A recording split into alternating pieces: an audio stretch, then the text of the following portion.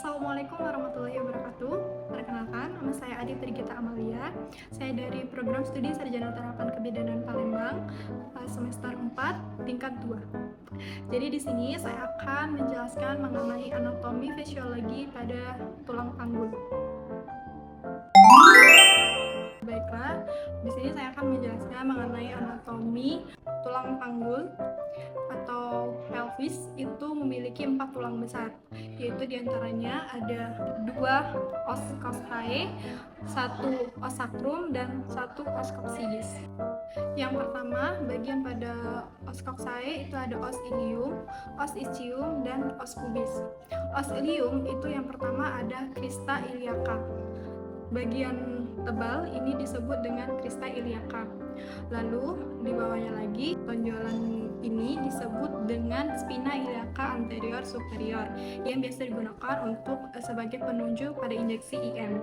Lalu di bawahnya ada spina iliaca anterior inferior. Nah, lalu tonjolan tulang yang menghubungkan antara panggul mayor dan panggul minor itu disebut linea terminalis. Selanjutnya adalah tulang os ischium. Os ischium itu berada di bawah tulang os ilium.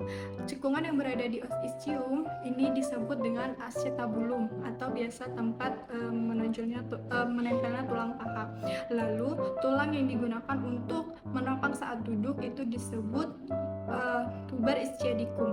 Lalu di belakang tulang ischium terdapat tonjolan yang disebut dengan spina ischiadica. Lalu cekungan yang berada di bawah spina ischiadica itu disebut dengan incisura ischiadicum minor. Lalu tonjolan yang berada di atas yang lebih panjang itu disebut dengan incisura ischiadicum mayor. Selanjutnya saya akan menjelaskan mengenai os pubis. Os pubis terdiri dari bagian tengah yang disebut dengan simfisis os pubis. Lalu bagian atas disebut dengan ramus superior os pubis yang menghubungkan antara os ilium dengan os pubis. Lalu di bagian bawah terdapat ramus inferior os pubis yang menghubungkan antara tulang ischium dengan os pubis. Selanjutnya saya akan menjelaskan mengenai os sacrum. Os sacrum adalah tulang yang terdiri dari 5 ruas. Di setiap ruasnya akan terdapat lubang-lubang yang disebut dengan foramen. Pada bagian atas menonjol pada os sacrum itu disebut dengan promontorium. Selanjutnya saya akan menjelaskan mengenai os coccygeus. Os coccygeus adalah tulang yang berbentuk segitiga yang terdiri dari 3 sampai 5 ruas tulang yang menyatu.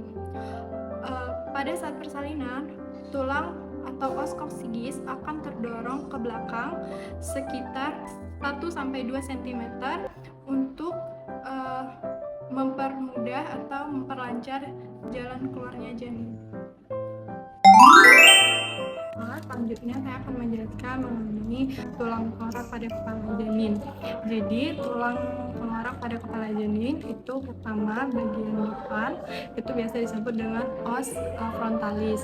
Lalu bagian tengah itu disebut dengan os orientalis.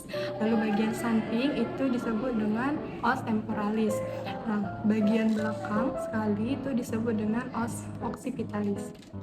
Nah, sela-sela atau sela-sela yang seperti garis ini disebut dengan struktura. Struktura yang memisahkan antara frontalis kanan dan frontalis kiri itu disebut dengan struktura frontalis. Nah, lalu struktura yang memisahkan antara os frontalis sama os parietalis itu disebut dengan struktura coronalis. Lalu struktura yang memisahkan antara os parietal kanan dan os parietal kiri disebut dengan struktura sagittalis. Lalu struktura yang memisahkan antara os occipitalis dan os parietalis kanan dan kiri itu disebut dengan struktura lamboidea. Lalu pertemuan antara struktura coronalis, struktura frontalis, dan struktura sagittalis itu disebut dengan ubun-ubun besar atau fontanella mayor. Lalu pertemuan antara struktura lamboidea sama struktura sagittalis itu disebut dengan fontanella minor atau ubun-ubun kecil. Mekanisme persalinan. 1. Engagement. Janin berada setinggi spina ischiadica ibu. 2. Descendant. Gerakan janin ke bawah. 3. Fleksi, gerakan kepala janin yang menduduki ke depan hingga dagunya merapat pada dada. 4. Rotasi interna, gerakan rotasi kepala yang memudahkan perlintasan kepala melewati spina ischiadica atau setelah melewati H3 atau setinggi spina atau setelah di dasar panggul. 5. Ekstensi. Gerakan ekstensi merupakan gerakan di mana oksiput berhimpit langsung pada margo inferior simfisis pubis. 6. Rotasi eksterna. Kepala janin melakukan gerakan rotasi dari posisi anteroposterior kembali ke posisi diagonal atau melintang. 7. Ekspusi, kelahiran bagian tubuh janin lainnya. Baiklah, itu saja penjelasan dari saya. Lebih dan kurangnya saya mohon maaf. Terima kasih. Wassalamualaikum warahmatullahi wabarakatuh.